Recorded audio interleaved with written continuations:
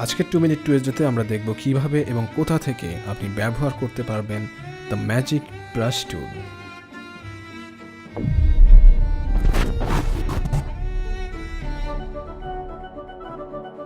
So আমরা আছি ফটোশপে এবং আমরা একটি ইমেজ নিয়েছি, দেখতে পাচ্ছেন এখানে বেশ কিছু স্ট্রবেরিজ আছে।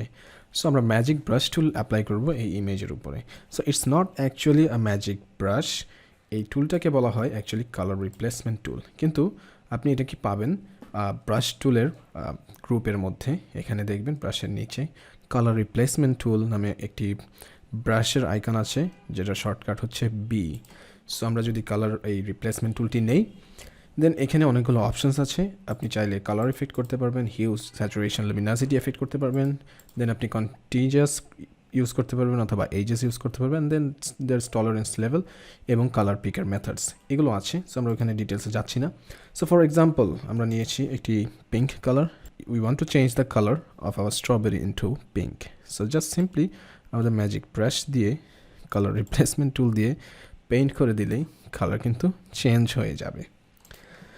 সো ফর এক্সাম্পল আমরা এখন একটু ব্লুইশ একটি কালার নেই, let's use this bright blue, then just paint করে দিলেই আপনার কালার কিন্তু রিপ্লেসড হয়ে যাবে। You see, that's how easy it is. For example now again আমরা একটি পার্পল কালার ব্যবহার করি। Let's change this strawberry into purple. Just brush দিয়ে ব্রাশ করে দিলেই কিন্তু কালার্স চেঞ্জ হয়ে যাবে। And finally, green color strawberry যদি হয়, that will be much interesting, right?